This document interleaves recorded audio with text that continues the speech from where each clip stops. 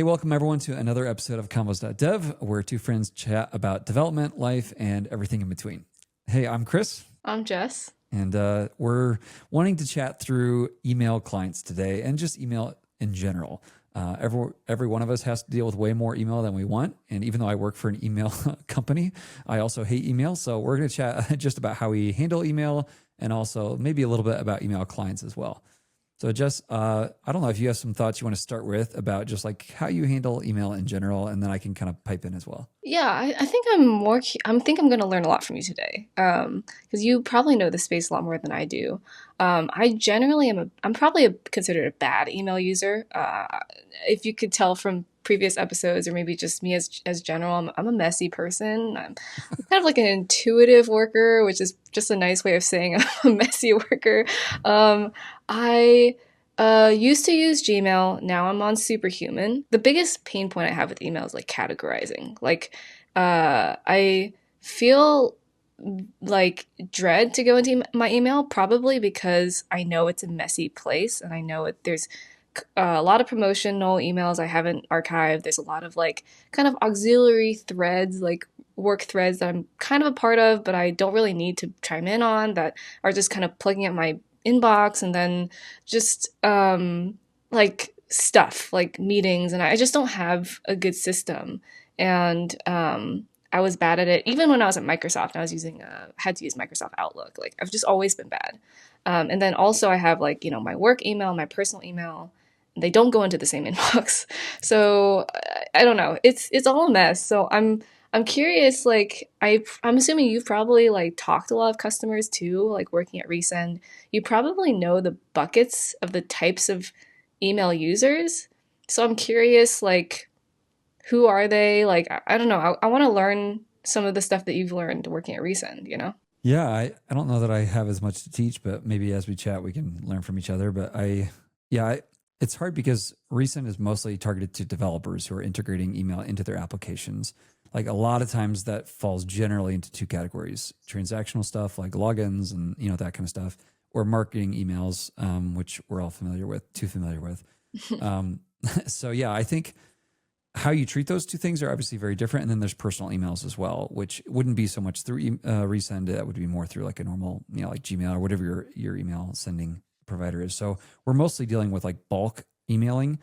So it's a little bit of a different space, but I have way too much email in my life. I have a feeling, though, their email inboxes look very different. So I have a challenge right now. I want you to open your email inbox and just tell me how many emails total are in there. And you could pick any one you want, and I'll do the same. Unread, right? Yeah, unread is fine. Well, yeah, give me the unread and the total. Wait, how do I see? I see total. Is it above 1,000? That's all I want to know. It probably was like 2 months ago. I just Okay. did a mass archiving where I probably archived things I shouldn't have archived. Wait, how do I Nice. see total? I don't know. 62. Just 62. 62? That's not bad at all. But you know how Gmail does like primary tab, promotion, social, and Yeah. updates? So I have 62 in my primary. I have 108 in my promotions, 55 in social, 120 in updates. But that's with the caveat that like I will Yeah. literally check all emails and then just press archive like every 3 Love months. it. Literally Why it. not? Yeah. Well, I had a theory that you weren't as unorganized as you thought you were. And I have a feeling that most people who are listening to this have way more than that. So, but yeah, I think I have 7 unread and I have 14 total. And I have 14 inboxes that I manage. So those are 14 across inboxes? all my inboxes. Yeah. That's one of my tips actually. You have 14 email accounts? Yeah. So Well, that's my first principle. for what? Separate things into different email inboxes. So all my things are their own email inbox, so that like I segment them off, and when I'm ready to work on something, I open that email inbox. I can also view them all in a unified inbox if I want. But Wait, that's one of my tips. wait. Okay, hold on. I have my personal, then I have my Okay. work.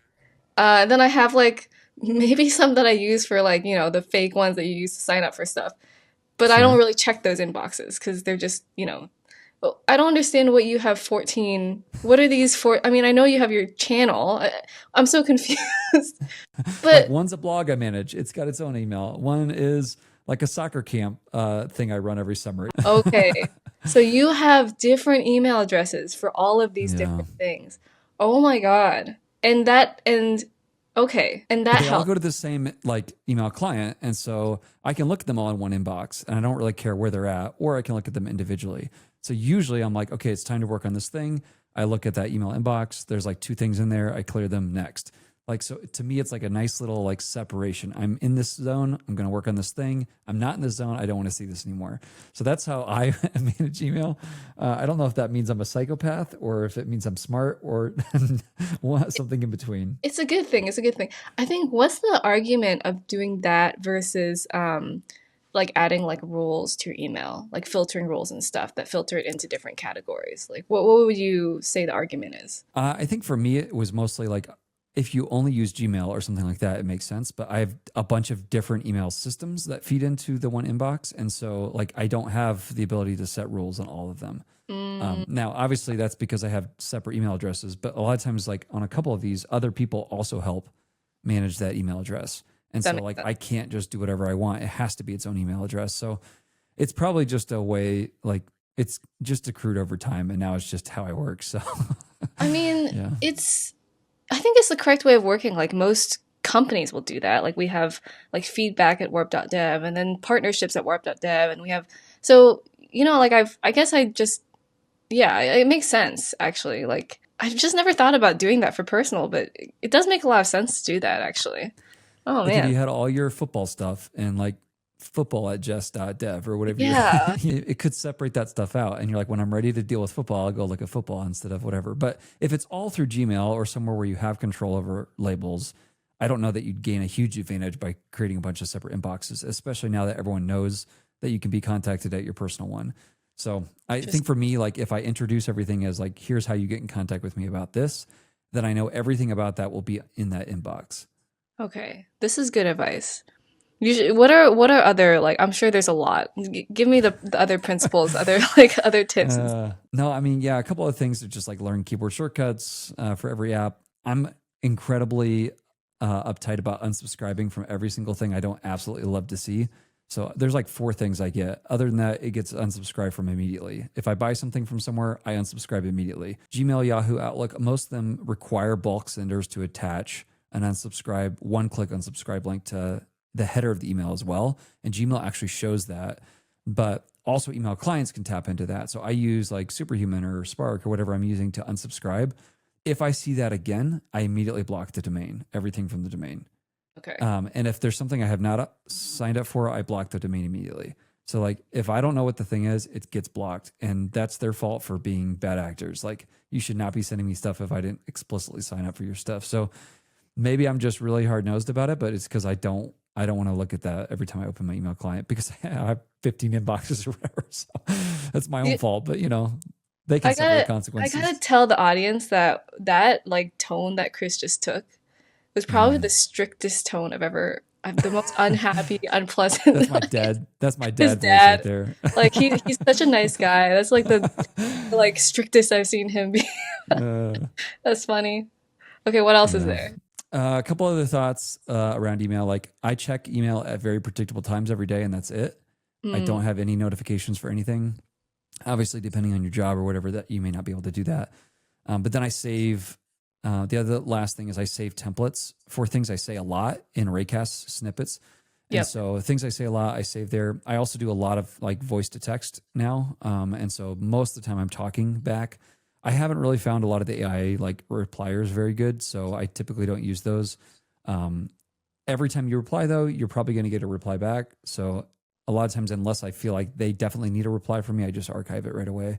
And if they need to get in touch with me again, they will.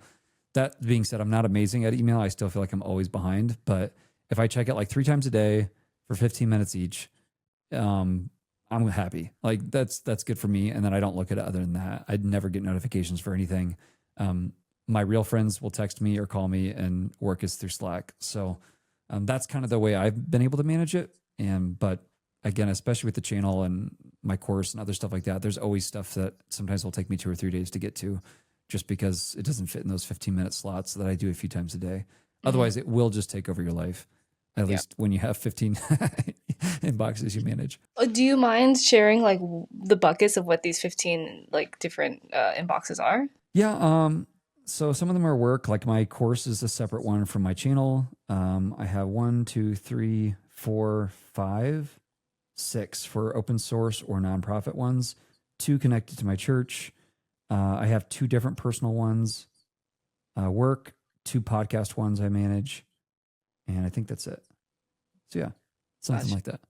When you say open source or nonprofit, open source is like open source GitHub repos, or are we saying something I different? mean, I guess more like volunteer stuff. Gotcha. I just think about it as open source in my brain because I do the dev work for them, but it's just Okay, people okay. yeah, That yeah. makes more sense. Okay. Damn. Yeah, Chris does a lot of stuff if you guys haven't noticed. Too many things is the real issue. Um How to manage a problem that you created by Chris. That's what we've talked about today.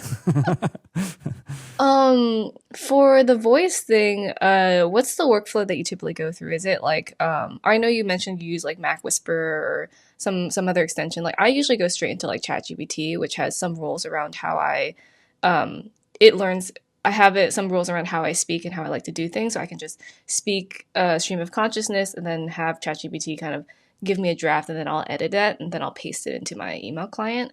But I'm curious if you have like a different workflow for like voice to text. Yeah, I mean, it's changed actually quite a bit even since we started recording. Not today, but the first episode. Yeah, I used to use Mac Whisper for everything. Now I use it just to transcribe stuff. Then I moved to Whisper Flow, which you basically hold down a button on your keyboard and start talking, and it will process that, like post process it with AI. And then I moved over to Super Whisper, which I now use pretty religiously.